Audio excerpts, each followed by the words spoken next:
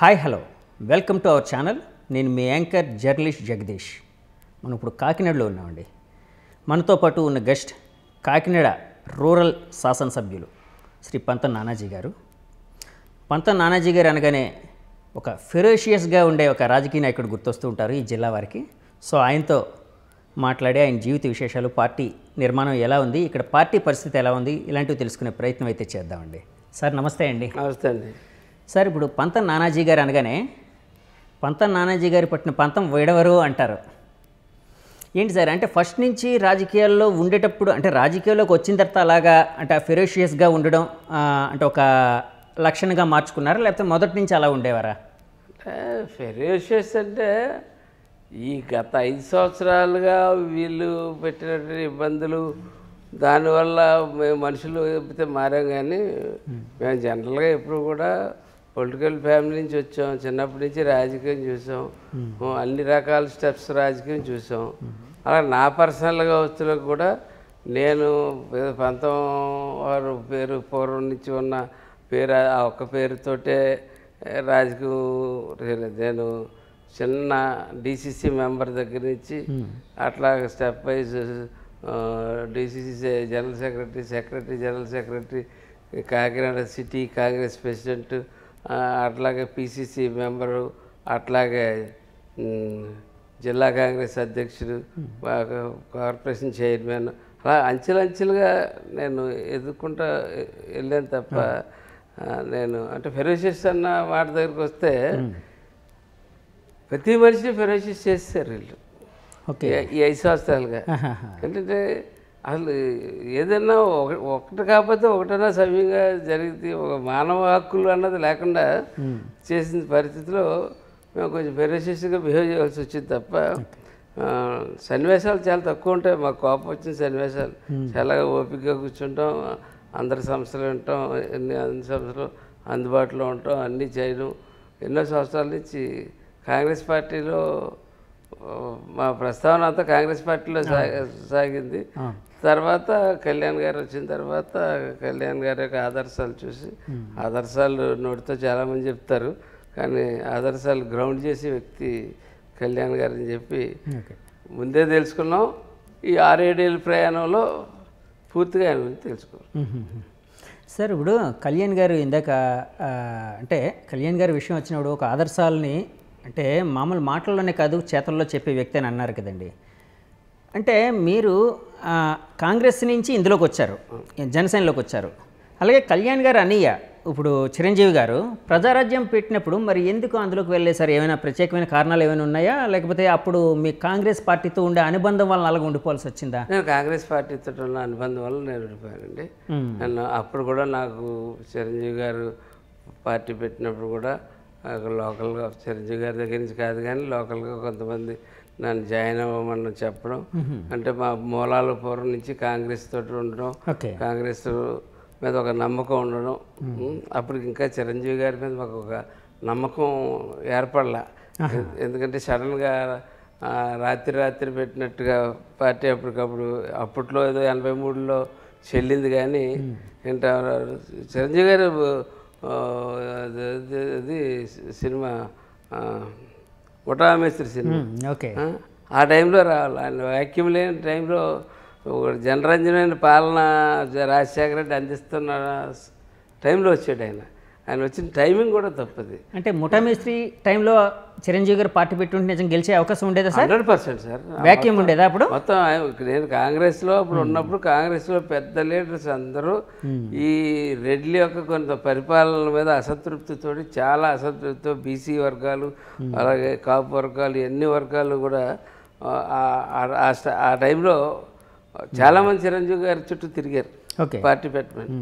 Unfortunate ఏంటంటే ఆయన vacuum లేని టైంలో పార్టీ పెట్టి ఫెయిల్ అయ్యారు. అలాగే మేము 18లో కూడా వ్యాక్యూమ్ లేదు.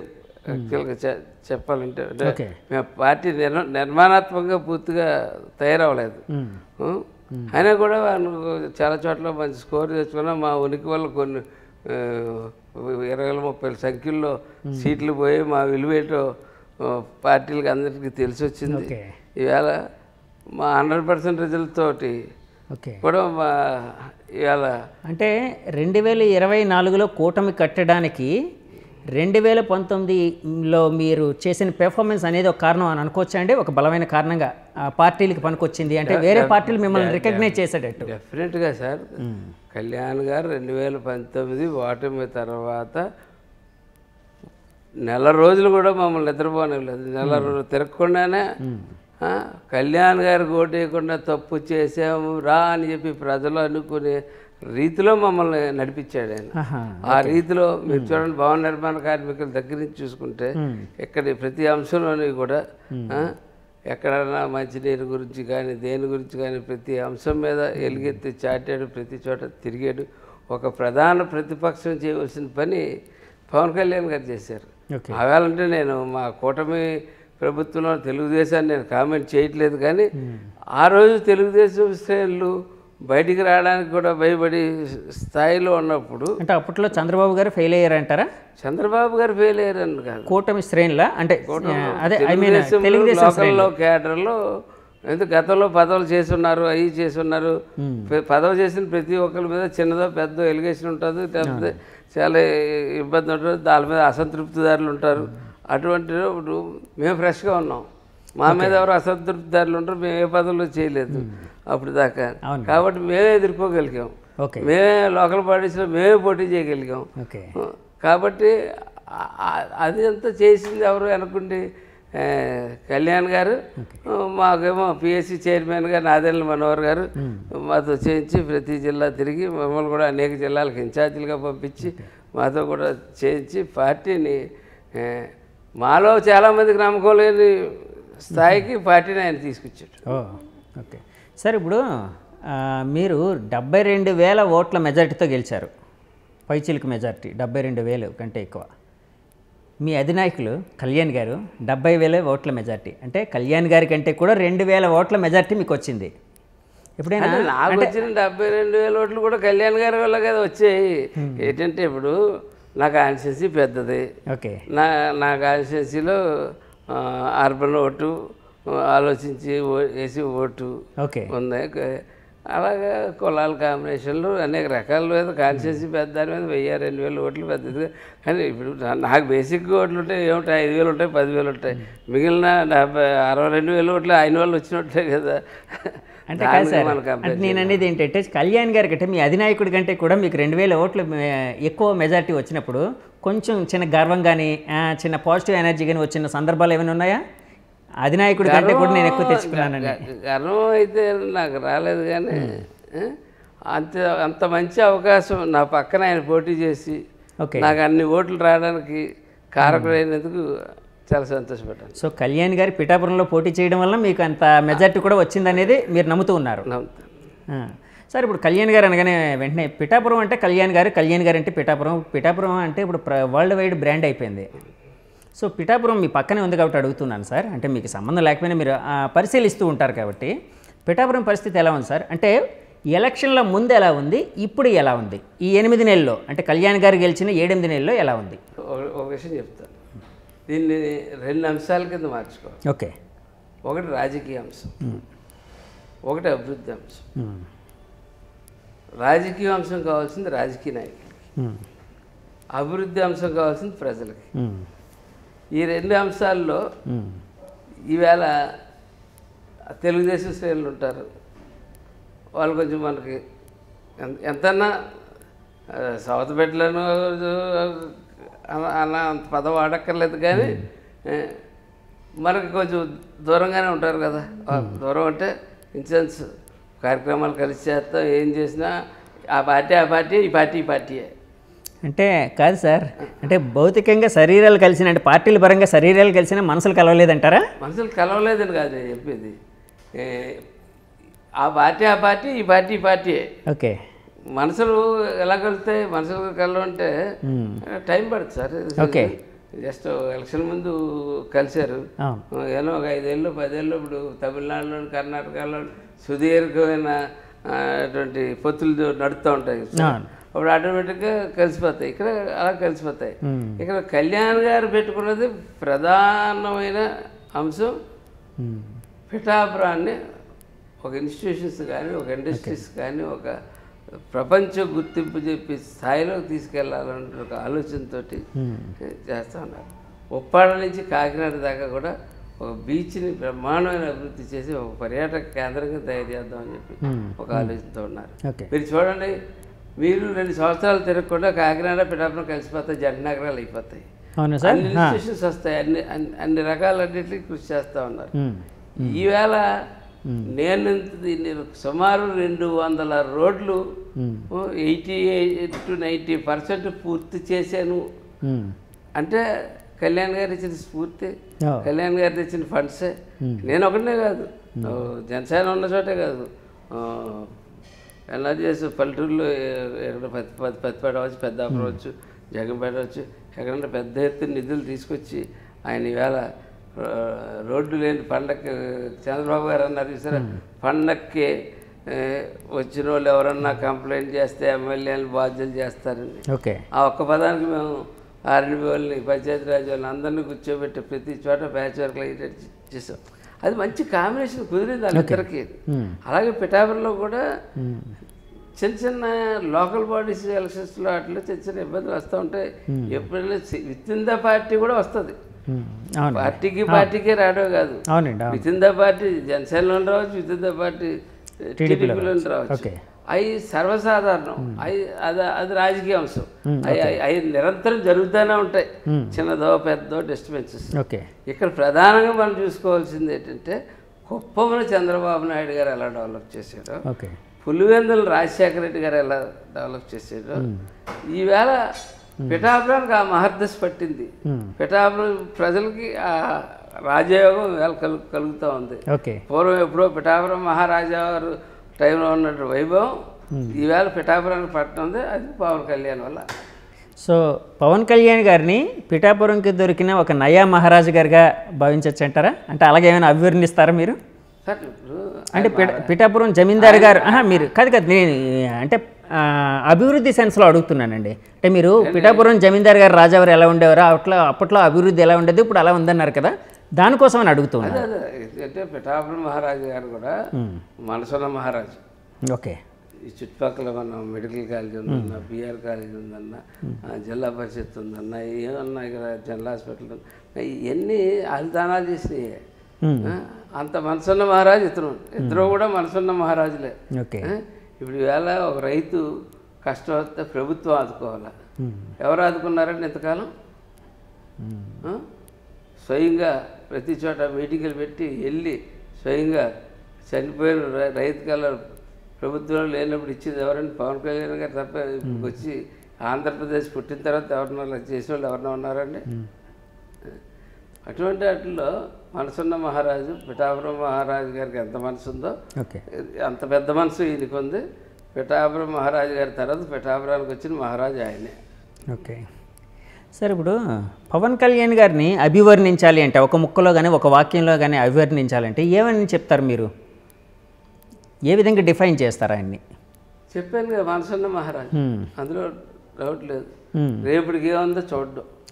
ఈవేళ ఎవరో వచ్చారు అడిగారు, ఇవాళ ఇచ్చేస్తారు. రేపు ఏంటి అన్నది ఆలోచన ఉండదు.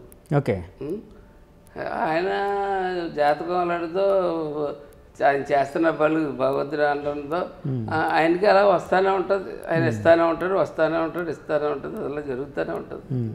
నాకు కూడా పూర్వం ఎవరో చెప్పారు, నాకు ఇక్కడ మా ఫ్రెండ్ ఒక ఆయన ఉండేవాడు, నాన్న నువ్వు ఇదివరకులా స్పీడ్గా అందరికీ అది చేయట్లేదు, ఎప్పుడో నువ్వు అలా చేస్తూ ఉంటుంటే నేను వస్తూ ఉంటుంది.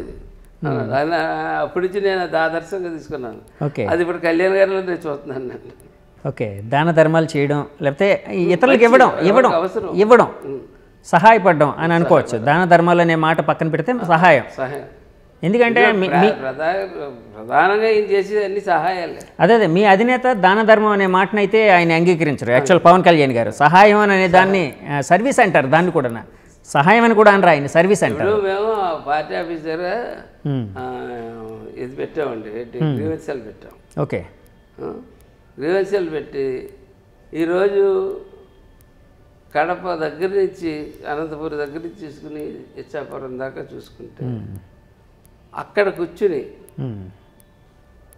ఎవరైనా గ్రీవెన్స్కి వస్తే ఆ గ్రీవెన్స్ సరైనది అయితే చూసుకుంటే ఓకే మేము ఏ కలెక్టర్కి కానీ ఏ ఎస్పీకి కానీ ఎవరికి కానీ ఏ ఆఫీసర్కి కానీ ఏ స్థాయిలో ఉన్న ఆఫీసర్కి కానీ ఫోన్ చేసి చెప్పడానికి వాళ్ళు రిసీవ్ చేసుకునే విధానం మాకు ఎంత గర్వంగా ఉంటుందంటే ఓకే అంత గర్వంగా ఉంటుంది.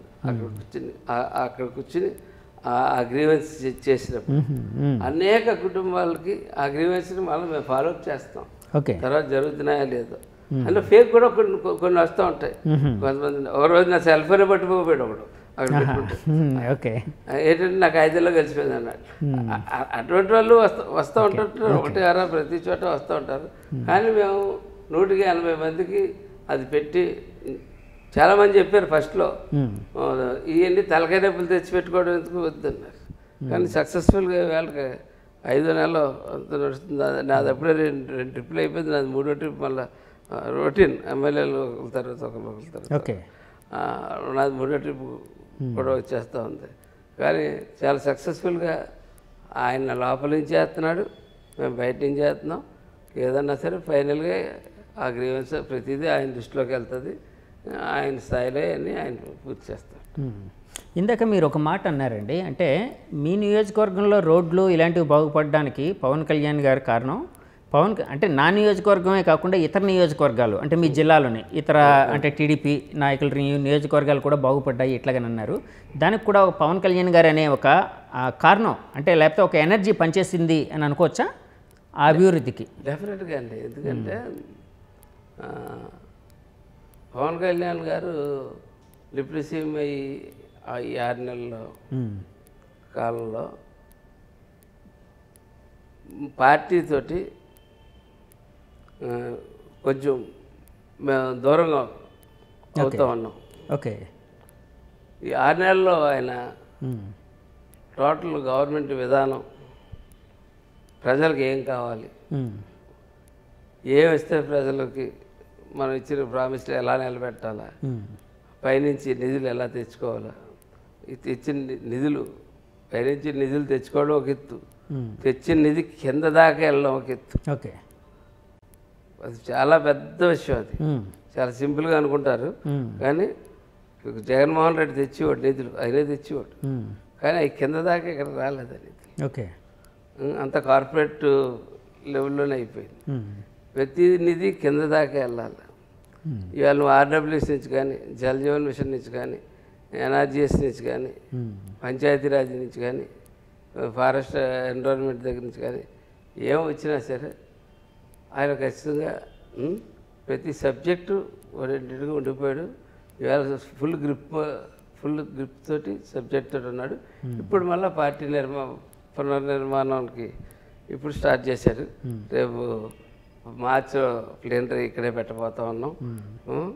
పెద్ద ఎత్తున 3 రోజుల పాటు మేధావులతో చర్చలు చేసి పార్టీని ఎలా చేయాలి, అలాగే పరిపాలన ఎలా పరిపాలించాలా అన్నటువంటి అన్ని అంశాలు కూడా జాతీయ స్థాయి నుంచి కూడా కొంతమంది నాయకుల్ని తీసుకొచ్చి ఓకే అంటే కాదు సార్, జాతీయ స్థాయిలో అంటే బీజేపీ నాయకులనా?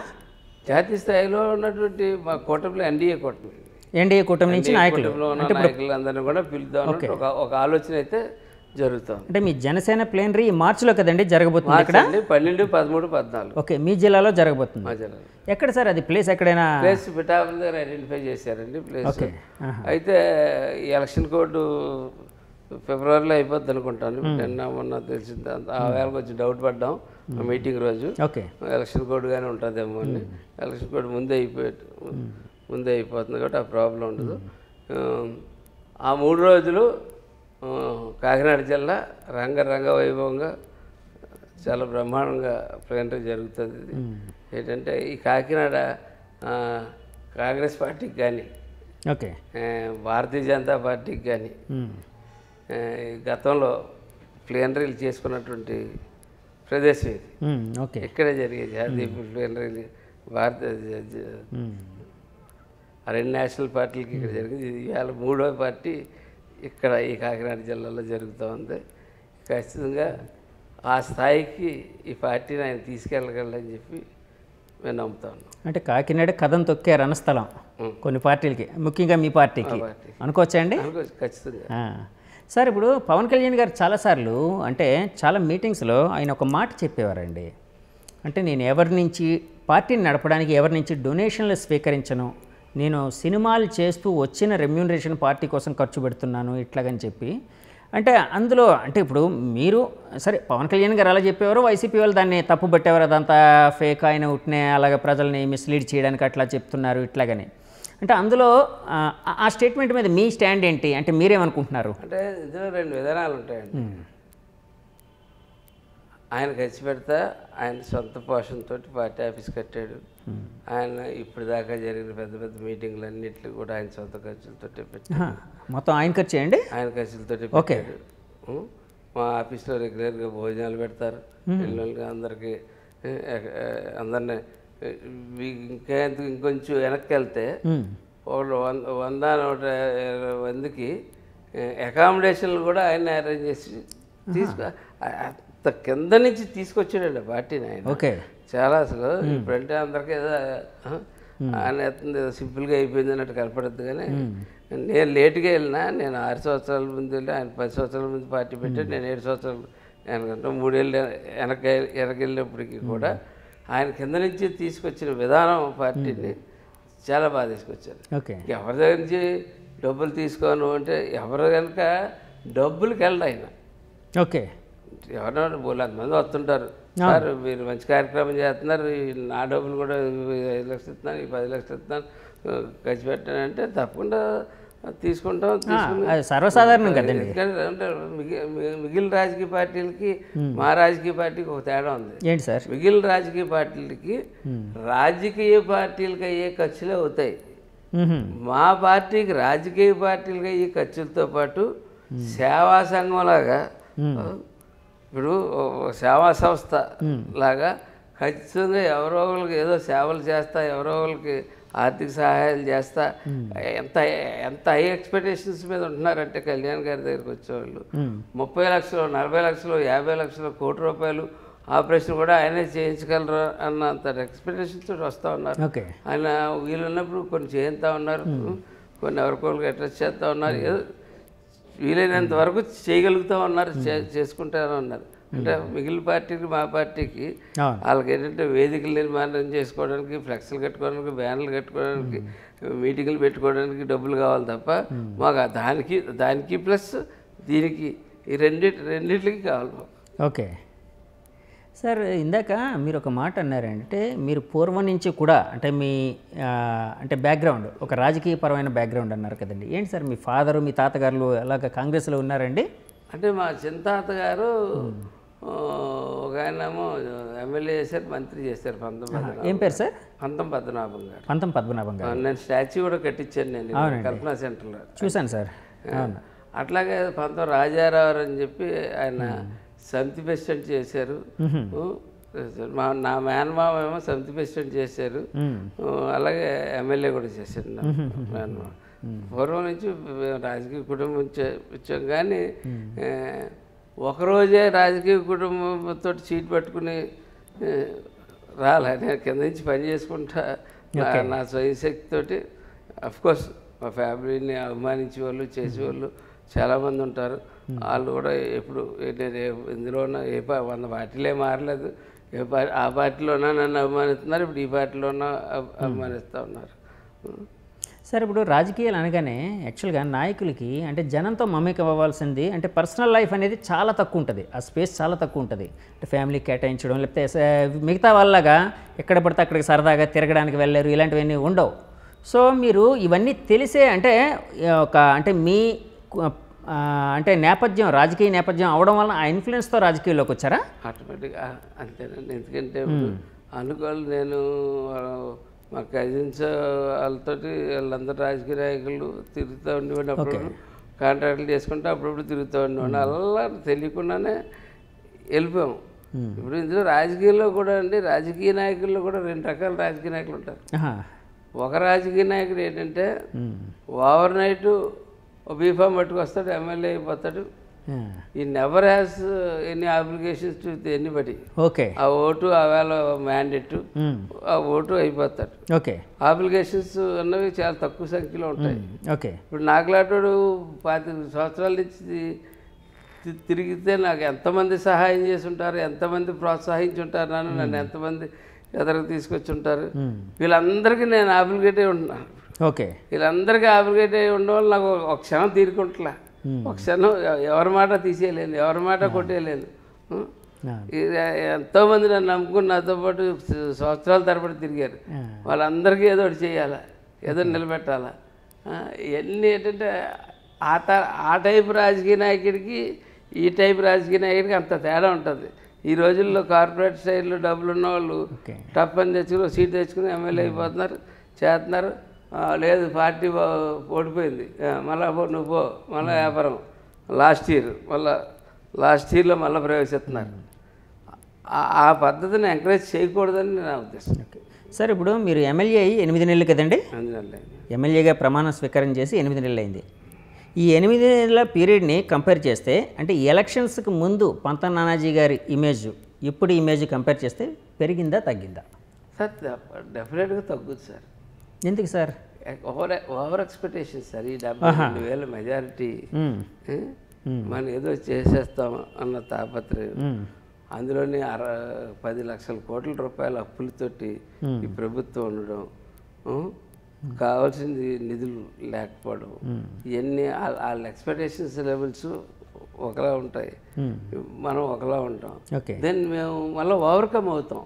ఇంకో సంవత్సరాల్లో తిరిగి రెట్టింపు తెచ్చుకుంటాం. కానీ డెఫినెట్గా ఈరోజు ఎంత ఇప్పుడు ఇలా ఫ్రీగా లోపలికి వచ్చి వెళ్ళి వాడికి ఈ జనంలోంచి వచ్చి వెళ్ళి వాడికి తేడా ఇప్పుడు కనపడుతుంది కదా. నాన్న చేటి 2 రోజులు వచ్చినా దొరకట్లేదు, జనాల్లోనే ఉన్నట్టు మనం పట్టించుకోలేదు అన్న దారుణాలు పెరుగుతారు. దగ్గర వాళ్ళు దూరం అవుతుంటారు, దూరం వాళ్ళు దగ్గర అవుతుంటారు. నేను ఇదే మాట అడగాలనుకున్నానండి యాక్చువల్గా. ఎందుకంటే మీ మీద కొన్ని విమర్శలు అయితే ఉన్నాయి. అందులో కొంతమంది చెప్పుడు మాటలు విని, అంటే నేను ఉన్న ఆవేదనని మీ ముందు పెడుతున్నాను. అంటే కొంతమంది అన్న మాటలని, కొంతమంది మాటలు విని అయిన వాళ్ళని దూరం చేసుకుంటున్నారు ఇలా అని, అలాంటిది ఏమైనా ఉందా అండి? అంటే మీరు ఏంటి క్లారిటీ ఇస్తారు దానికి సంబంధించి? నేను ఏ రోజు నాతో పాటు 6 సంవత్సరాల పాటు నాతో తిరిగిన జన సైనికుల్ని ఎవరిని కూడా దూరం చేసుకోవట్లేదు. వాళ్ళకి ఎంప్లాయ్మెంటు ఏది పళ్ళు నేను ఇవ్వలేని పక్షంలో అదర్వే నేను వాళ్ళకి కాంపెన్సేట్ చేసి నేను వాళ్ళ వరకు చేస్తానన్నాను. ఇంకా లాస్ట్ మినిట్లో వచ్చిన వాళ్ళు చేసిన వాళ్ళు నా ప్రయారిటీలు నా లెక్క నాకు 6 సంవత్సరాల నుంచి పనిచేసిన వాళ్ళు ఆ ప్రయారిటీల మీద ఉంటారు. ఆఖరి నెలలో 2 నెలలు 3 నెలలు చేసిన వాళ్ళు వాళ్ళు పెద్దోళ్ళు అవ్వచ్చు, కానీ నా దృష్టిలో నాకు ఈ 6 సంవత్సరాల నుంచి ఉన్న వాళ్ళ తర్వాతే నా ప్రయారిటీ. కాబట్టి వాళ్ళు ఇబ్బంది పడవచ్చు, కానీ వాళ్ళు కూడా ఇబ్బంది పడకుండా చూసుకోవాల్సిన బాధ్యత నాకు ఉంది. అంటే ఇప్పుడు నేను చేసిన కామెంట్స్ ఏవైతే ఉన్నాయో అయిన వాళ్ళని దూరం చేసుకుంటున్నారు అనే మాటలు అంటే అసంతృప్తితో కొంత ఆవేదనకు గురయ్యి అంటున్న మాటలుగా భావించవచ్చు అంటారా? మీరు అలాగే భావిస్తున్నారా? డెఫినెట్గా నేను ఇప్పుడు మీరు అడగకముందే నేను చెప్పి అదే అవును డెఫినెట్గా ఉంటుంది. నేను ఈరోజు రాజకీయాల్లో లేదు, నేను చూస్తూనే ఉన్నాను. ఓకే, ఎప్పటి నుంచో చూస్తూనే ఉన్నాను. చూస్తున్నప్పటి నుంచి ఏంటంటే ఏదో ఎక్స్పెక్టేషన్స్ తోటి ఉంటారు. ఆ కంపెనీ ఈ కంపెనీలోనే అన్ని కొంతమందికి అయితే ఈ కంపెనీలన్నీ రాసిచ్చేయాలి. ఓకే, కొంతమందికి అయితే ఈ కంపెనీల్లో ఉన్న వర్క్లన్నీ వైసీపీ వాళ్ళు ఇప్పుడు పూర్వం వైసీపీ వాడు ఎందుకు అవుతాడు? ఆడో బతుకు తిరుగు వెళ్ళాడు, ఆయన తీసేసేయాలి, ఈయన పెట్టేసేయాలి, ఈయన తీసేయాలి, అని పెట్టేసేయాలంటే ఓవర్ నైట్ సాధ్యం అవుతాయి అవన్నీ. వాళ్ళకి సంవత్సరం అగ్రిమెంట్లు ఉంటాయి, రకరకాలుగా ఉంటాయి. అవన్నీ కంపెనీస్కి రూల్స్ చట్టాలు రాసుకుని ఉంటారు కదా. వాళ్ళందరినీ తీసి కొత్త వాళ్ళు పెట్టాలి, మార్చాలి, అందరికీ చేయాలి అంటే ఖచ్చితంగా కొంచెం టైం పడుతుంది. ఈవేళ చంద్రబాబు నాయుడు గారు కానీ పవన్ కళ్యాణ్ గారు కానీ ఎందుకు టైం తీసుకుని ఇవన్నీ ఒకటి చేసుకుంటున్నారు? ఇప్పుడు ప్రజలకు ఏం కావాలో అవి చేయడానికి ఫస్ట్ ప్రయారిటీ ఇస్తాం. పార్టీ రాకముందు కార్యకర్తకు ఏం కావాలో ప్రయారిటీ ఇస్తాం. పార్టీ వచ్చిన తర్వాత ముందు వచ్చి మీద పడేది ఎవరో? ప్రజలు. అందులో సగభాగం ప్రజలు పట్టుకుపోతున్నారు నా దగ్గర నుంచి. నీకు సగభాగం ఉంది కార్యకర్తకి. పూర్వం కార్యకర్త పూర్తి భాగం నాతో ఉండేవాడు. ఓకే. ఇప్పుడు నాదిలో సగం భాగం ప్రజలు ఉన్నారు, సగం భాగం కార్యకర్త ఉన్నాడు. ఆటోమేటిక్గా ఆ డిఫరెన్స్ వస్తుంది కదా. సార్ ఏంటి సార్ మరి అంటే ఇంత ఇదిగా అంటే ప్రజలకు ఎప్పుడు అందుబాటులో ఉంటున్నారని మీరు చెప్తున్నారు. ఇందాక నేను కూడా చూశాను, జనాలు అలా వస్తూనే ఉన్నారు, మీరు తీరిక లేని విధంగా ఉన్నారు.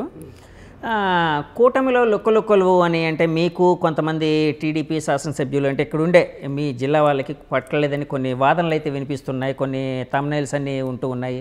ఒక తమ్నైల్ కూడా ఉంది ఏంటంటే పంతం పడితే సంథింగ్ ఏదో ఒకటి చదువుతాను, ఆ తమ్నైల్ కూడా ఉంది, దానికి సంబంధించి కూడా అడుగుతాను. సో ఈ కూటమిలో లొక్కలొక్కలు అని వినిపిస్తున్నాయి. అంటే మీకు ఇక్కడ సిటీ ఎమ్మెల్యే వనమాడి కొండబాబు గారికి ఏమైనా మనస్పర్ధలు అలాంటివి ఏమైనా ఉన్నాయా? లేదా నాకు మంచి స్నేహితుడు అతను, అతనితో నాకు ఏం ప్రాబ్లం లేదు. రోజుకి ఒకసారి నా మీద ఫోన్లో మాట్లాడుకుంటాం. మాకు ఆ ప్రాబ్లం ఏం లేదండి. ఓకే. ఇక్కడ ప్రాబ్లం వల్ల ఎక్కడ వస్తుందంటే ఏదో ఈ బెర్లిన్ బోర్డర్ లాగా మన ఏరియాలో కాళ్ళు వచ్చేసారని, మనలో 4 ఏరియాలో ఇల్లు వచ్చేసారు నన్ను, ఇవన్నీ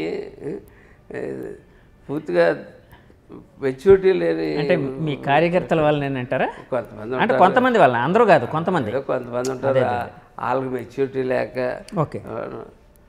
మన కొంతమంది ఏంటంటే అండి రెచ్చగొట్టి పని చేయించుకుందాం అనుకుంటారు. ఓకే. అక్కడ వస్తుంటుంది ప్రాబ్లమ్స్. సార్ ఇందాక ఒక తమ్నైల్ కోసం అన్నాను కదా, పంతం ప్రతాపం పనికో రేటు అని ఒక తమ్నైల్ ఉంది సార్.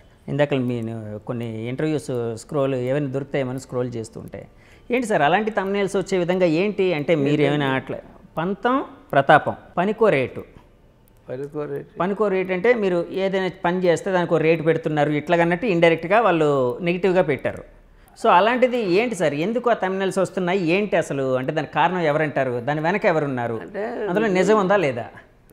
అలా దాని గురించి చెప్తానండి. చెప్పండి సార్. చెప్తాను.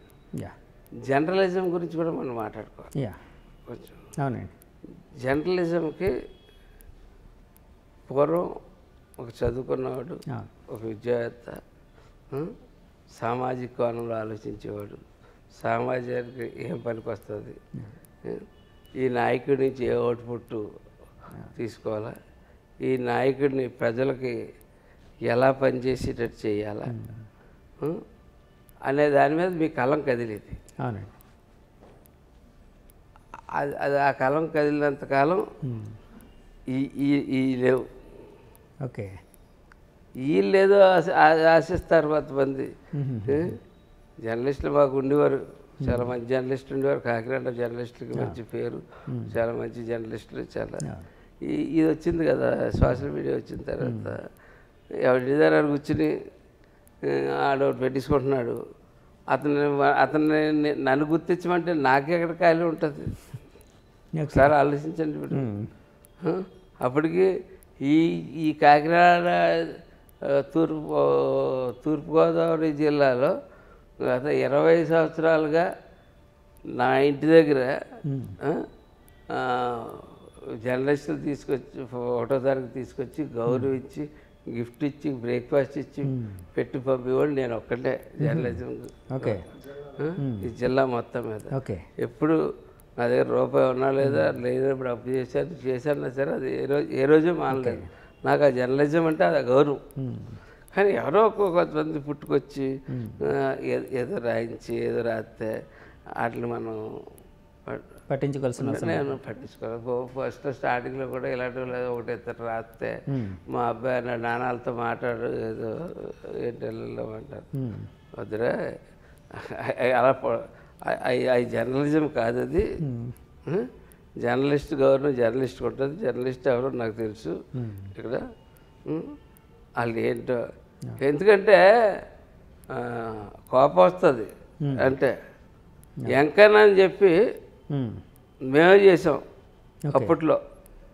తెలుగుదేశం పార్టీ ఉన్నాడు, మేము కాంగ్రెస్ పార్టీలో ఉంటే పెదపూడిలో మేమే చేసాం. ఓకే. వెంకన్న అని చెప్పి మా కార్యకర్త కొంచెం ఫెరోషియస్గా స్పీడ్గా ఉంటాడు. ఓకే. స్పీడ్గా ఉంటే ఏం జరిగిందో తెలుసా? అత్వాన పోలీసులు తీసిపోయారు. అని తీసిపోతే ఒక అతను ఒక ఐడియా ఇచ్చాడు. ఈయన అలా ఉదయం ఏదో ఉండేది పేపర్, అందులో జాయిన్ చేశాడు అన్నారు. జాయిన్ చేసేది మళ్ళీ పోలీసులు మళ్ళీ అటు జోలికి రాలేదు. ఓకే. నేను చెప్పినట్లు మీకు ఏమర్థమైంది? జర్నలిజాన్ని అడ్డబిడ్డ ఉన్నారు అంటే కాదు, అంటే అంటే కాదు కాదు, అంటే ఒకవైపు డ్రైవ్ చేశారు అలా కూడా అనుకోవచ్చు, అంతే కదండి. ఒక ఆవేశం అనేదాన్ని వేరే వైపు డ్రైవ్ చేశారు. అట్లాగే. సో కాదు సార్, నేను ఎందుకు ఇది అంటే పర్టికులర్గా ఈ విషయం అడిగానంటే, చాలాసార్లు మీ నాయకులు కానీ మీ కార్యకర్తలు కానీ అంటే కళ్యాణ్ గారి విషయం దగ్గర నుంచి అంటే మీ నాయకులకి సంబంధించిన ఏ విషయం అయినా నెగిటివ్గా ట్రోల్ అయినప్పుడు దీని వెనక వైసీపీ వాళ్ళు ఉన్నారు, వైసీపీ సోషల్ మీడియా చేయిస్తూ ఉంది, అంటే కళ్యాణ్ గారి విషయం, కళ్యాణ్ గారిని వ్యక్తిత్వ హననం చేశారు చాలాసార్లు ఇట్లాగని చాలాసార్లు అంటూ ఉన్నారు. అంటే మీరు ఇలాంటి తమ్నైల్స్ ఇలాంటి వాటి విషయంలోనే అంటే వైసీపీ వాళ్ళ హస్తం ఉందని ఏమైనా భావిస్తున్నారా? ఖచ్చితంగా వాళ్ళు అంటారు, అందులో డౌటే ఉంది.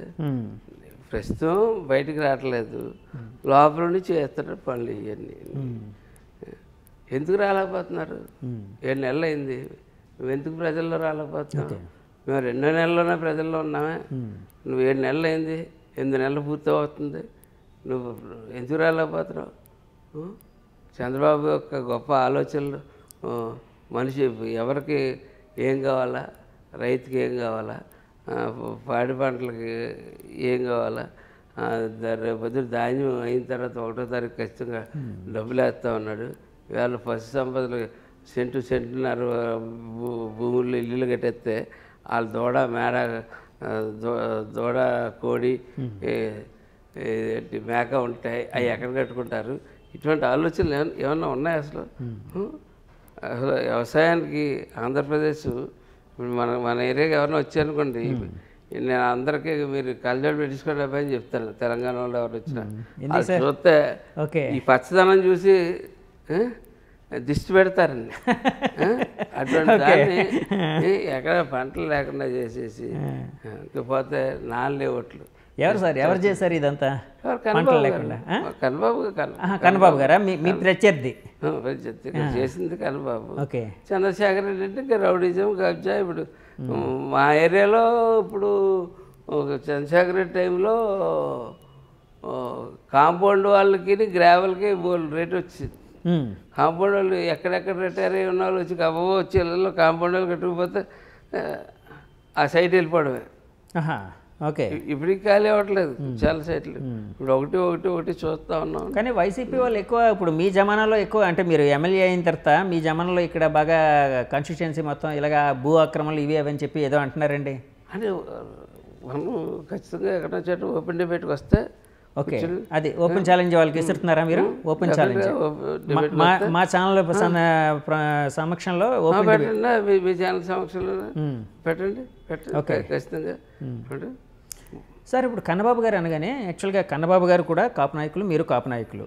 అంటే కులం అనే ముద్రని నేను తీసుకొని రావడం నా ఉద్దేశం కాదు, కానీ మామూలుగా రాజకీయాలు అంటేనే కులం అనే పాత్ర చాలా ఎక్కువ ఉంటుంది రాజకీయాల్లో, కాదనలేని వాస్తవం అది.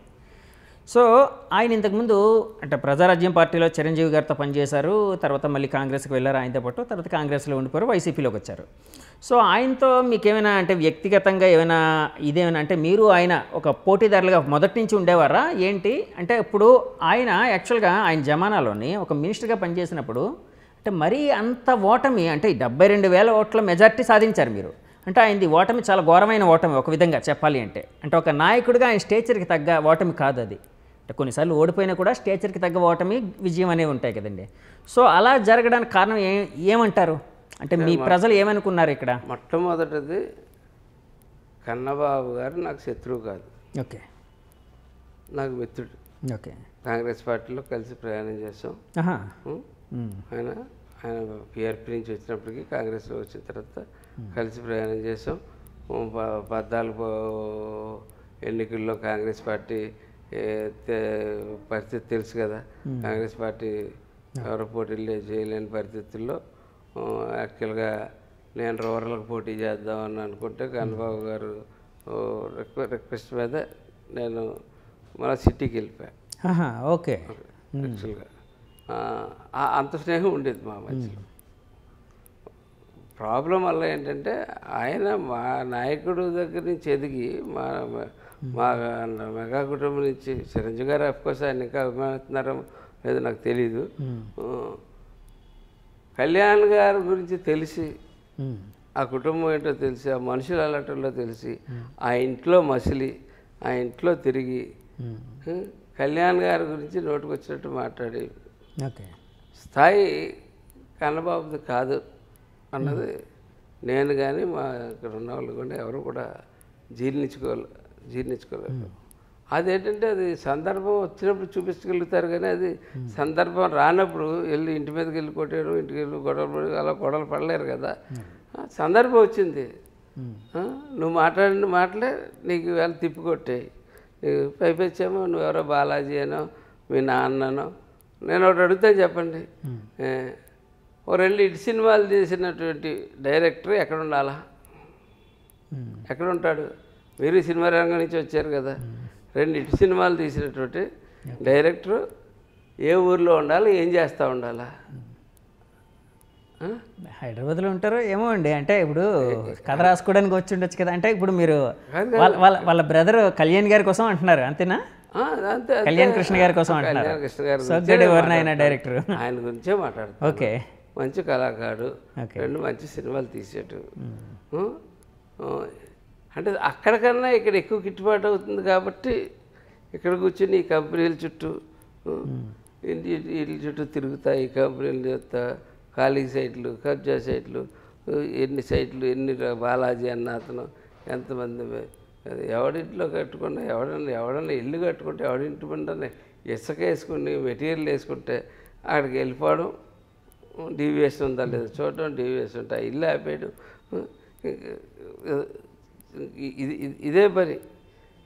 పోనీ డీవియేషన్తో ఇల్లు ఆపేసారంటే చట్టం బాగా అమలు పడుతున్నారు అనుకోవచ్చు. మళ్ళా ఆ చట్టం అయ్యాక మళ్ళీ ఆ డీవియేషన్ మామూలే.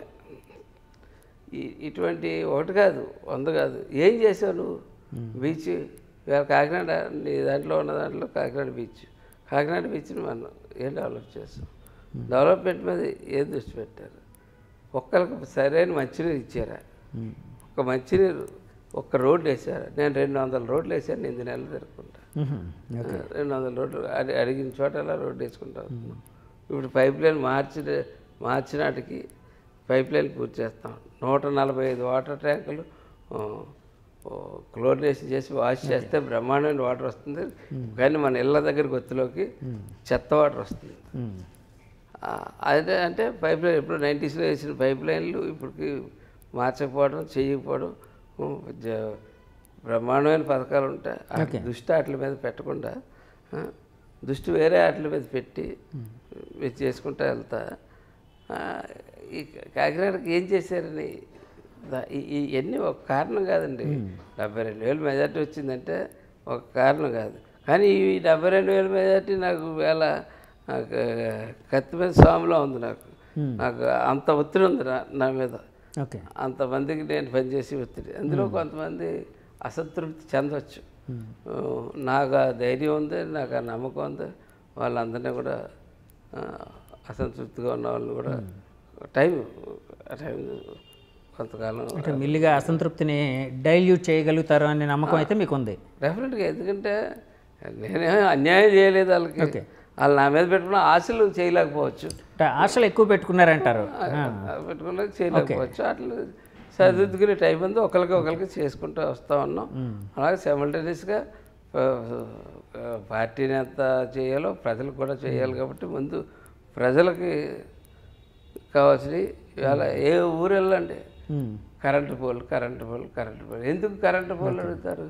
లేఅవుట్లు వేసినప్పుడు కరెంటు పోలు వేయాలో తెలీదా? లేఅవుట్లు కరెంటు పోలు లేకుండా లేఅవుట్లు అప్రూవల్ ఇచ్చేస్తారా ఏంటి? లేఅవుట్లు చుట్టూ కాకినాడ చుట్టూ సర్వనాశనం చేస్తారు. లేఅవుట్లు ఎక్కడికైతే ఈవేళ కాన్స్టిట్యున్సీలో 500 కరెంటు పోలు కావాలి. నిన్నే అడిగాను, మీటింగ్లో అడిగితే ఒక్కోదానికి 26,000 అవుతారు అంటున్నారు కండక్టర్తో కలిపి. ఈ డబ్బు ఎక్కడి నుంచి వస్తుంది? నువ్వు పని 4 పని చేసావు. నేను ఇప్పటికి 4 కోట్ల పైన ఈ 6 నెలల్లో 4 కోట్లు సిఎస్ఆర్లు తీసుకొచ్చి ప్రతి చోట చేయిస్తూ ఉన్నాను. స్కిల్ సెంటర్ కట్టిస్తూ ఉన్నాను. బీసీ సెంటర్ కట్టిస్తూ ఉన్నాను, అంగన్వాడీలు బాగు చేస్తూ ఉన్నాను, అట్లాగే 3 పార్కులు చేస్తూ ఉన్నాం. అట్లాగే అవి అడుగుతున్నావు, నువ్వు ఫ్యాక్టరీలోకి వెళ్ళి నీ మామూలు అడిగితే ఈ సిఎస్ఆర్ ఎవరు వాళ్ళు? ఓకే, నువ్వు అవి మానేస్తే ఇవి ఇస్తారు. ఓకే, అది సింపుల్. సో అంటే వైసీపీ జమానాలో, కన్నబాబు గారి జమానాలో ఇక్కడంతా అన్యాయం జరిగిందని మీరు అంటున్నారు, అంతే కదండి? ఖచ్చితంగా. అందులో మళ్ళీ కన్నబాబు గారి దాంట్లో మళ్ళీ సగం చంద్రశేఖర రెడ్డి గారి పెత్తనం ఉంది.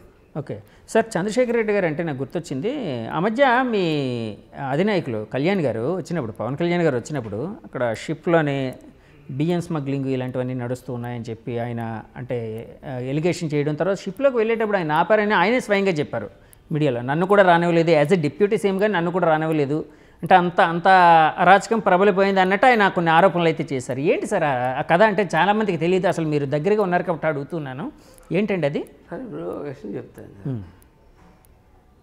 ప్రధానమంత్రి కేంద్ర ప్రభుత్వం నుంచి మీరు చెప్తుంటారు చూసారా, చైనా బియ్యం వచ్చేసి తేలుతున్నాయి అవునవును అని చెప్పి మన ప్లాస్టిక్ బియ్యం కూడా వచ్చిందన్నారు. అవునండి, అవును, ప్లాస్టిక్ బియ్యం, ప్లాస్టిక్ ఎగ్లు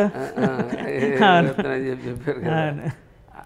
అది పౌష్టిక పదార్థం ఖర్చు పెట్టి కేంద్రం వాళ్ళ డబ్బు ఖర్చు పెట్టి ఓకే ప్రతి బ్యాగ్లోని ఎంత పర్సంటేజ్ అని చెప్పి కలపడం జరుగుతూ ఉంటుంది. ఓకే, ఎందుకంటే మనకులాగా అందరూ పౌష్టిక పదార్థాలు తీసుకోలేరు కదా. తీసుకోలేని పరిస్థితుల్లో వాళ్ళకి పనికొస్తుందని చెప్పి, అన్ఫార్చునేట్ ఏంటంటే ప్రజలు సన్న బియ్యానికి అలవాటు పడిపోయి పూర్తిగా ఓకే అలవాటు పడిపోయారు, అలవాటు చేసేసారు. అంటే ఎవరు అలవాటు చేశారు సార్? అంటే బియ్యం అంటే ఫ్యాక్టరీలు ఇలాంటివా? అంటే వ్యాపారస్తులా? వ్యాపారస్తులు ఓకే చేసేసి ఏ స్థాయికి వెళ్ళిందంటే వైసీపీ గవర్నమెంట్లో ఇదివరకు ఏంటంటే డిస్ట్రిబ్యూషన్ అయిన తర్వాత ఇంటింటికి వెళ్ళి ఆ సన్నబియ్యం ఈ బియ్యం వండుకోలేని వాళ్ళు అమ్మేసుకునేవారు. ఇంటింటికి వెళ్ళి కలెక్షన్ తెచ్చుకుని చేసేవారు. ఓకే, ఆ తర్వాత రేషన్ షాప్ డీలర్ దగ్గర నుంచే తీసేసుకునేవారు ఆ కార్డులకి సంతకాలు ఇచ్చేసి. ఇంకా 3వ స్టెప్, లేటెస్ట్ స్టెప్ ఏంటంటే కొన్ని వందల వాహనాలు కొనేసి ఈ చివరిని పెడతాం, మీరు 1వ తారీఖు వస్తారు, 2 తారీఖు. ఇప్పుడు పూర్వం రేషన్ షాప్ దగ్గర పలానా తారీఖు నుంచి పలానా తారీఖు నుండి, ఆ రోజుల్లో డబ్బులు ఉన్న రోజు, ఖాళీ ఉన్న రోజు, మరి కూలి పనికి వెళ్ళాలి కదా, బలాదూరి తిరగడం కాదు, కూలి పనికి వెళ్ళాలి కదా, ఖాళీ ఉన్న రోజు వెళ్ళి తెచ్చుకునేవాడు. లేదా రేషన్ షాప్ కౌరెట్టేవాడు, ఒరే బాబు నీ బియ్యం పట్టుకెళ్ళరా బాబు అని చెప్పేవాడు. అది దాన్ని ఏ స్థాయికి తీసుకొచ్చారు? తీసుకుంటే లేకపోతే లేదు, వేళ వస్తుందా వేనం, లేకపోతే లేదు అలా అక్కడి నుంచే 5 రూపాయలు 10 రూపాయలు ఇచ్చేసి అక్కడి నుంచి ఇట్లా వచ్చేసేసి ఆ బియ్యం పట్టుకుని వేళ పెట్టింది ఎందుకండి, ఇది ఫెసిలిటీ చేయడానికి, జనంకి అసలు అందుబాటులోకి వెళ్ళడం కోసం పెట్టారు ఆ పథకం. అయితే నిజం చెప్పాలి అని ప్రజలను భ్రమింపజేశారు, అంతేనా అండి? కాదు, చేసింది అది. కానీ ఇది ఏంటంటే ఎట్ ఏ టైం స్టాక్ యార్డ్లోకి వెళ్ళిపోవడానికి వీలుగా. ఓకే ఓకే, అంటే మీరు అన్నది ఇప్పుడు నాకు అర్థమైంది. ఓకే, వెళ్ళేదాకా ఇంటింటికి వెళ్ళి కలెక్షన్ చేసేవారు, తర్వాత డీలర్ దగ్గర నుంచి కలెక్షన్ చేసుకునేవారు. అటువంటిది డైరెక్ట్గా వ్యాన్లోనే పట్టుకుపోవడానికి వేసిన జనం బియ్యం వదిలేస్తే అదంతా అలా డైరెక్ట్గా అలా పక్కకి వెళ్ళిపోయేది అని, అంతేనండి మీరు అంటుంది కదా? నాకు కరెక్ట్ రేట్లు అయితే తెలియదు, కానీ ఇక్కడ టోటల్గా షిప్మెంట్ చేసి వెళ్ళేసరికి 20 రూపాయలు 23 రూపాయలకి వెళ్తుందని చెప్పి షిప్మెంట్ అయ్యేసరికి ఇది పీడిఎస్ బియ్యం. అయితే దాని ఖరీదు విదేశాల్లో 60 రూపాయలు 70 రూపాయలు, రకరకాలు, ఇండోనేషియా అయితే, ఆఫ్రికా అయితే ఒక రేటు, అలాగే కొన్ని ఉన్నాయి. ఓకే, మనం పోషకాహారాలు తినండి రా బాబు అని చెప్పి మనకి ఇస్తే మొత్తం యావత్తు బీహార్ దగ్గర నుంచి బెంగాల్ దగ్గర నుంచి ఎంత నెట్వర్క్ జరిగేటట్టు హ్యాట్సప్ ఆడనొచ్చు. ఎవరండి ఈ టీం ఎవరైతే చంద్రశేఖర్ రెడ్డి టీం ఉందో చేసారు వాళ్ళకి అంత దందా నడిపారు. ఛత్తీస్గఢ్ ఎక్కడి నుంచి ప్రతిదీ కూడా కాకినాడ పోర్టుకి వచ్చి PDSP. అంటే దీని వెనక చంద్రశేఖర్ రెడ్డి గారి హస్తం ఉందని మీరు అంటున్నారండి, భావిస్తున్నారా? జగన్మోహన్ రెడ్డి బినామీ, జగన్మోహన్ రెడ్డి వ్యాపారానికి వీడు ఏజెంటు, వీడు వాటాతోటి అది తీసుకుని వచ్చి ఆ బియ్యాన్ని తీసుకుని వచ్చి భారతదేశం పౌష్టికాహారం తినండిరా అని మనకిస్తే భారతదేశంలో ఉన్న పౌష్టికాహారం అంతా తీసుకెళ్ళి ఆఫ్రికాకి ఇటే పక్క ఇండోనేషియాలు ఆ దేశాలకి మన పోషక పదార్థాలు గవర్నమెంట్ ఆఫ్ ఇండియా 42 రూపాయలు 43 రూపాయలు అవుతుంది అనుకుంటాను ఇవన్నీ చేయడానికి, పోషక పదార్థాలతో చేయడానికి. అటువంటి బియ్యాన్ని తీసుకుని వెళ్ళి అమ్మేస్తుంటే కళ్యాణ్ గారు ముందు మనోహర్ గారు వచ్చారు, వీళ్ళైనంత వరకు సీజ్ చేశారు. ఈ ప్రభుత్వం పోద్దని ముందే తెలిసి చంద్రశేఖర్ రెడ్డి 4-5 నెలల నుంచి ఆ వ్యాపారం డైరెక్ట్గా లేకుండా ఇండైరెక్ట్గా కమిషన్స్ తీసుకుంటూ, ఎందుకంటే టన్నులు వచ్చేస్తా ఉన్నప్పుడు ఇది ప్రత్యేకంగా మహాజాతి 2 టన్నులు చేయగలుగుతాడు, 10 గోడలు 20 గోడలు చేయగలుగుతాడు. మొత్తం అంతా ఇడిదే ప్రస్తుతం ప్రతి దాని మీద రూపాయి వస్తున్నప్పుడు, రూపాయి అంటే రూపాయి కాదు రూపాయలు వస్తున్నప్పుడు ఏం అవసరం వాడికి, ఆడు అనేసాడు.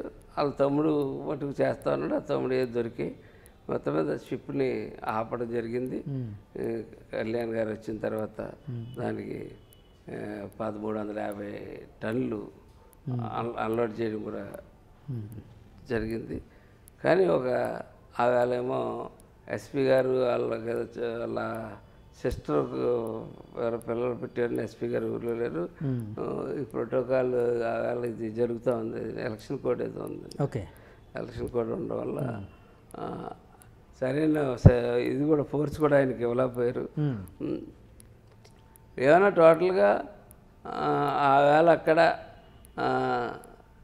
ఆయన రాబట్టి ఇది ఇంటర్నేషనల్ ఇష్యూ అయ్యి దీని మీద ఎక్కడికన్నా ఇప్పుడన్నా మన పోషక పదార్థాలు మన దేశంలోనే ఉండే పరిస్థితిని తేడానికి కారకుడయ్యాడు. కాదు సార్, ఆ రోజు కళ్యాణ్ గారు వచ్చినప్పుడు మీరు ఆయనతో పాటు ఉన్నారండి? నేను అన్ఫార్చునేట్ ఆయన సడన్గా వచ్చారు. నేను అక్కడ ఉన్నాను, నేను అస్సాము మొక్కు ఉంది అక్కడికి వెళ్ళా, కామాఖ్య టెంపుల్కి.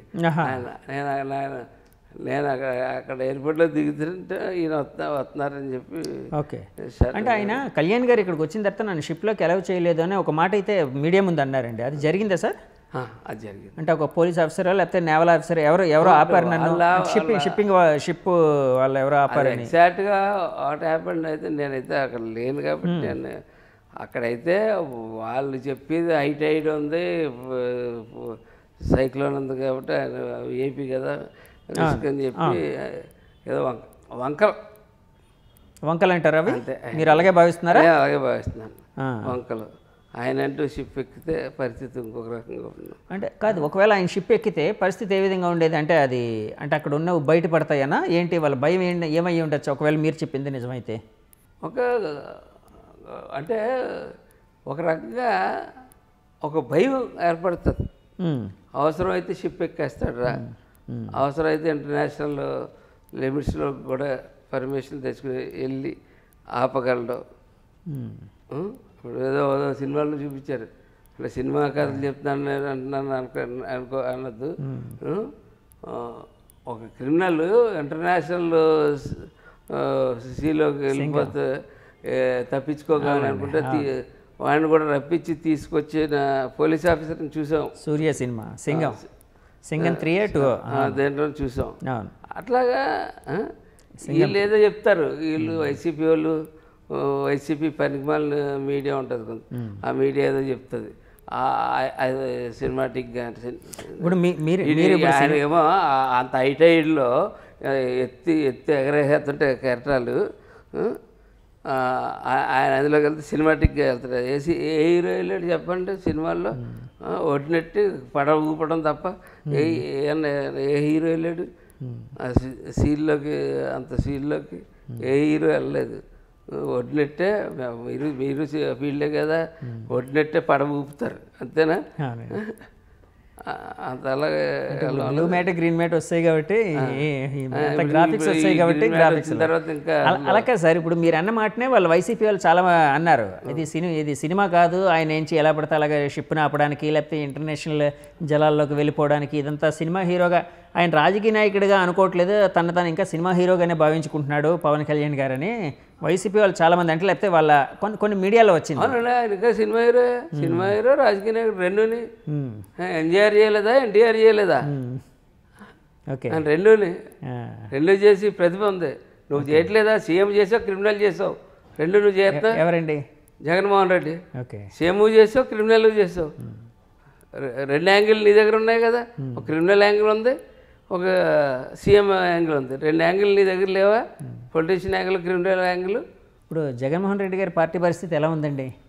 జగన్మోహన్ రెడ్డి పార్టీ ఇంకెక్కడ ఉందండి పార్టీ? అంటే కాదు సార్, నాయకులు ఉన్నారు కదండి. అంటే ఇప్పుడు అలా కాదు సార్, వాళ్ళు ఒక మాట అంటూ ఉన్నారు. అంటే యాక్చువల్గా ఒకప్పుడు అంటే మీకు 7% ఎంత వచ్చింది అప్పట్లోనే 2019లో, ఇప్పుడు 21కి 21 100% యాక్యురసీ విన్నింగ్. అంటే 100% అసలు ఈ మన దేశంలో ఏ పార్టీ ఇప్పుడు వచ్చి గెలవలేదు, అది రికార్డు మీరు సాధించారు. కానీ అప్పుడు 7% ఉందని చెప్పి మీ పార్టీ లేదని ఎవరు భావించలేకపోయారు కదండి. ఎవరైనా అన్నా కూడా అది అబద్ధం కదా. అట్లాగే ఇప్పుడు వైసీపీ వాళ్ళకి 40% ఓటింగ్, 39 పాయింట్ సంథింగ్ ఏదో 2-4 ఎంత ఉంది, దగ్గర రమారమి 40%. సో ఆ పార్టీ లేదని ఎలా అనగలరు? అది సీజ్డ్ అండి అక్కడికి. Okay, that is seized. అదేంటంటే పాత కాంగ్రెస్ ఓటు ఎవరైతే ఈ తెలుగుదేశం మనోభావాలకు దూరంగా పెరిగారో, నేను కూడా జనసేన పార్టీ లేకపోతే ఈ తెలుగుదేశం మనోభావాల్లోకి నేను వెళ్ళగా. ఓకే, కాంగ్రెస్లోనే ఉండేవారండి? కాంగ్రెస్లోనే ఉంది కదా. ఓకే, ఈ జనసేన పార్టీ పవన్ కళ్యాణ్ గారు అవేళ నాకు కవర్ పెట్టు, నేను వెళ్ళి మాట్లాడిన తర్వాత ఆయనతో మాట్లాడిన తర్వాత ఈ నొదలు కొడతారా జీవితంలో అనుకోండి. పవన్ గారు కబురు పెట్టారు సార్ రమ్మని?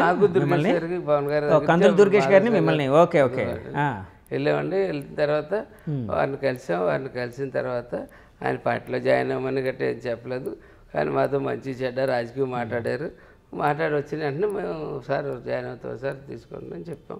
సార్ ఇప్పుడు పవన్ గారిని అంతకుముందు ఎప్పుడైనా కలిసారు మీరు? సార్ పవన్ కళ్యాణ్ గారిని అంతకుముందు అంటే ఆ రోజు కలిసానన్నారు కదా, దానికి ముందు ఎప్పుడైనా కలిసారు? దాని ముందు ఎప్పుడు కలలేదండి. ఫస్ట్ టైమా కలవడం? ఓకే, ఏమనిపించిందండి ఆయన చూడగానే? ఏమనిపించింది మీకు? అంటే ఇప్పుడు వదలకూడదు, ఇలాంటి నాయకుని వదలకూడదని అన్నారు కదా. ఆయన్ని చూడగానే నాకు పెద్ద ఏం అనిపించలే, ఎందుకంటే నేను సినిమా స్టార్లను అందరినీ చూశాను. నాకు ఆయనతో మాట్లాడిన తర్వాత ఆయన విధి విధానాలు, ఆయన వెళ్ళి విధానం, ఆయన ఆలోచనలు నిజంగా ఏదన్నా చేయగలరా, ఎలాంటి కూడా ఉండాలిరా అనిపించింది. ఉన్నాను. ఓకే, ఆయన కూడా నాకు అవకాశం ఇచ్చాడు, 2 సార్లు అవకాశం ఇచ్చాడు. ఒకసారి నెగ్గలేకపోయాం, రెండోసారి నెగ్గాం. ఓకే సార్, సినిమాల టాపిక్ వచ్చింది కాబట్టి అడుగుతున్నాను. ఏంటి సార్ 2 సినిమాలు ప్రొడ్యూస్ చేసిన తర్వాత ఎందుకు మానేశారు? 2 సినిమాలు అంటే ఒకటి విజయేంద్ర వర్మ కదండి, బాలకృష్ణ గారిది. నేను యాక్చువల్గా సినిమా మా ఫ్రెండ్కి హెల్ప్ చేద్దామని వెళ్ళా. వెళ్తే అందులో అలాగా కూరుకుపోయాను, ఇన్వాల్వ్ అయిపోయాము.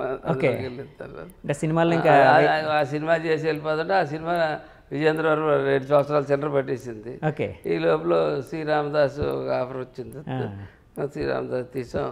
ఆ సినిమా బాగానే ఆడింది. సినిమా అంటే శ్రీరామదాస్కి సోలో ప్రొడ్యూసర్ అండి లేకపోతే పార్ట్నర్షిప్పా మీరు? నైజాము ఆయనకి ఇచ్చామండి, ఎవరు హీరో గారికి. ఓకే, సోలో ప్రొడ్యూసర్ మీరు? నేను కదా, కృష్ణరాజు గారు నేను ఇద్దరు. కృష్ణరాజు గారు మీరు కలిసి చేశారు. ఓకే ఓకే ఓకే, ఎందుకు సార్ మరి మానేశారు? బాగుంటుంది కదండి. ఎందుకంటే కాదు సార్, రాజకీయాలకి సినిమా పరిశ్రమకి అవినాభావ సంబంధం, అది అందరికీ తెలిసిందే. సినిమాల నుంచి వచ్చిన వాళ్ళు ఎంతోమంది రాజకీయ నాయకులుగా అద్భుతమైన ప్రభావం చూశారు. ఒకప్పుడు ఎన్టీఆర్ గారు, ఎంజీఆర్ గారు, ఇప్పుడు మీ పవన్ కళ్యాణ్ గారు, ఇలాగ ఎన్నో ఎగ్జాంపుల్స్. ఇప్పుడు అంతెందుకు ఉదయనిధి స్టాలిన్ గారు అలా మనవడు కొడుకు అనుకుంటా, ఆయన ఇప్పుడు పెద్ద స్టార్గా ఉన్నాడు. ఆయన ఒక వైపు రాజకీయాలు ఉంటే సినిమాల్లో యాక్ట్ చేస్తున్నాడు, పెద్ద సినిమాలో యాక్ట్ చేస్తున్నాడు. అంటే సినిమాకు ఉండే గ్లామర్ అలాంటిది. సో ఆ గ్లామర్ని ఎందుకు వదిలేసుకున్నారు? అది ఎప్పుడు స్టార్లుగా ఉంటుందండి. ఓకే, ప్రొడ్యూసర్లకు ఆ గ్లామర్ అన్నది ఏదో దిల్ రాజు గారు ఏదో కొంతమంది తెచ్చుకున్నారు. పూర్వం రాజుగారు ఉండేవారు, రాజుగారు తెచ్చుకున్నారు. ఇలాగ ఆ, తప్ప రామనాయుడు గారు తెచ్చుకున్నారు ఆ, అట్లా ఉన్నది తప్ప ఆ, అది రాణించగలిగేది దాంట్లో ఉన్నది గ్లామర్ కానీ డబ్బు కానీ ఏదన్నా కానీ ఉండేది ఆర్టిస్టులకి హీరోలకే ఆర్టిస్టులకే, అది కూడా కొంతమందికే పర్సంటేజ్ లెక్కేసుకుంటే చాలా తక్కువ పర్సంటేజ్ వస్తుంది. సినిమా జీవిత విధానం అవ్వకూడదు. ఎందుకంటే రాజకీయంలో ఎంత కష్టమో సినిమాలో కూడా మనడం అంతే కష్టం ఉంటుంది. ఓకే. అది నేనైతే తొందరగానే గ్రహించాను. మా వాడు ఇంకా అక్కడ ఉండి ఇంకా ఏదో చేద్దాం చూద్దాం. ఎవరండి, కృష్ణరాజు గారా? ఓకే. సో అలాగా అంటే సినిమాకి అలా దూరం అయిపోయారు. సో సినిమా వాళ్ళతో సంబంధాలు అయితే ఉన్నాయండి ఇప్పటికీ? సత్సంబంధాలు ఉన్నాయా? అంటే ఫ్రెండ్షిప్? డైరెక్టర్ గారు మా రాఘవేంద్రరావు ఇప్పుడు వెళ్తారు, బాలయ్య బాబు గారికి వెళ్తే అలా ఆప్యాయతగా పలకరిస్తారు. బాలయ్య బాబు గారితో మీ రిలేషన్ ఏంటి సార్? ఎందుకంటే ఆయన విజయేంద్ర వర్మ ప్రొడ్యూసర్ కదా మీరు. ఎలా ఉండేది ఆయన్ని? ఎలా అంటే సెట్లో ఉండేటప్పుడు ఎలా ఉండేవారు? చాలా మంచివాడు. అంటే ఆయన ఏదో షార్ట్ పేపర్ మీద ఏదో కేకలు వేస్తారు, చేస్తారు, అలాంటి ఒకటి బయట అయితే ఇవి ఉన్నాయి ఆ వాదనలు ఉంటాయి. కానీ మనిషి ఒకసారి అభిమానించడం మొదలుపెట్టాడంటే అంత బ్రహ్మాండంగా అభిమానిస్తాడు. మనిషి యొక్క మనస్తత్వం మంచిది. అంటే ఆయన కోసం తెలిసిన వాళ్ళు చాలా మంది అంటూ ఉంటారండి, కోపం కూడా సహేతుకంగా అంటే రీజన్ ఉంటేనే వస్తుంది అంటారు. అప్పుడే ఉంటుంది. అంటే రీజన్ బట్టే వస్తుంది, ఏముండదు. సింపుల్. ఒక సాంబార్తో పాటు పెరుగు తెచ్చాడు, నేను పెరుగుదామన్నా అంటాడు. అలా మాట్లాడతారు తప్ప అంత అంటే ఇప్పుడు ఆయన మీరు ఎమ్మెల్యేలుగా ఉన్నారు, ఆయన టీడీపీ తరపున, ఇప్పుడు మీరు జనసేన తరపున కూటమి, ఒకే కూటమి. కలిసారా? కలుస్తూ ఉంటారండి రెగ్యులర్గా? కలుస్తూ ఉంటారా? ఈ మధ్య అసెంబ్లీలో కలిసాం. మొన్న రాజమండ్రి వస్తే చైతన్య రాజు గారు సంస్కృత అక్కడికి కలుస్తూ ఉంటారు. అంటే కలిసినప్పుడు ఏం మాట్లాడుకుంటూ ఉంటారండి? రాజకీయాలా, సినిమాలా? ఒకసారి పాత అప్పుడు స్విట్జర్లాండ్ వెళ్ళి అక్కడికి వెళ్ళి అప్పుడు ఆ రోజుల్లో అప్పుడు సినిమా చేసింది, మీ కృష్ణరాజు ఎలా ఉన్నాడు, లేకపోతే వీళ్ళు ఎలా ఉన్నారు, వాళ్ళు ఎలా ఉన్నారు, మీ నాయకుడు ఎలా ఉన్నారు, అటువంటి జనరల్ ఇష్యూస్ ఎవరో వాళ్ళు ఉంటుంటారు కదండి, ఇంకా మధ్యలో మాట్లాడే వాళ్ళు.